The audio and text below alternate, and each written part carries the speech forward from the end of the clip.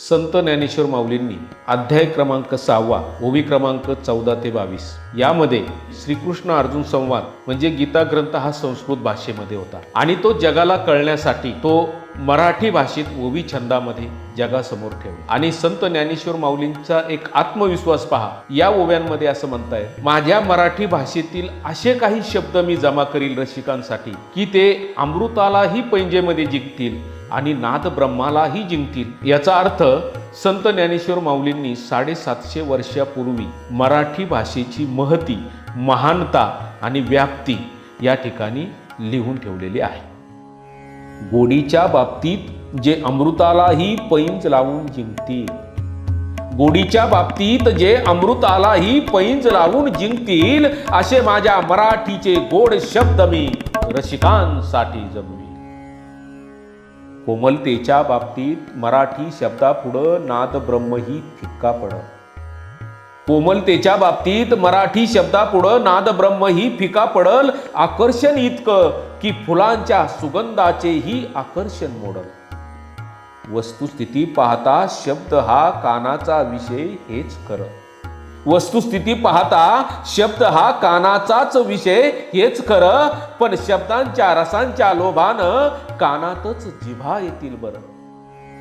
मराठी शब्दरस इंद्रियात भांडणे लावी, मराठी शब्दरस इंद्रियात भांडणे लावील, असे मराठी रसाळ शब्द मी रसिकांसाठी जमवी। नाकाला मराठी शब्दात सुगंध असल्याची होईल जाणीव, नाकाला मराठी शब्दात सुगंध असल्याची होईल जाणीव। डोळे म्हणतील ही तर रूपाची खान, सौंदर्याची नाक कसली उणीव। मराठी शब्द जेव्हा एकत्र येऊन पदरचना उभारेल, मराठी शब्द जेव्हा एकत्र येऊन पदरचना उभारेल, तेव्हा मनच शब्दांना पाहण्यासाठी बाहेर धावेल।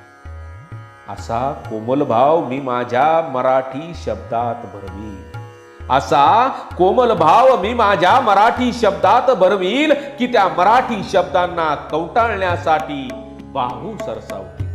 गोडीच्या बाबतीत जे अमृतालाही पैंज लावून जिंकतील, असे माझ्या मराठीचे गोड शब्द मी रसिकांसाठी जमवी। साऱ्या विश्वाला जाग करण्याचं काम करतो एकटा सूर्य, साऱ्या विश्वाला जाग करण्याचं काम करतो एकटा सूर्य, तसे हे मराठी शब्द सर्व इंद्रियांचे लाड पुरवण्याचे करतील कार्य। या माझ्या मराठी शब्दाचे व्यापकपण इतके असेल, या माझ्या मराठी शब्दाचे व्यापकपण इतके असेल की ज्ञानी यांना या शब्दात चिंतामणी रत्नांचे गुण आढळे। माझे मराठी शब्द जणू मोक्षरसाची पक्वान्न शोभतील, माझे मराठी शब्द जणू मोक्षरसाची पक्वान्न शोभतील। निष्काम कर्मयोगासाठी अशी शब्दांची मेजवानी घडवील। गोडीच्या बाबतीत जे अमृतालाही पैंज लावून जिंकतील, असे माझ्या मराठीचे गोड शब्द मी रसिकांसाठी जमवी।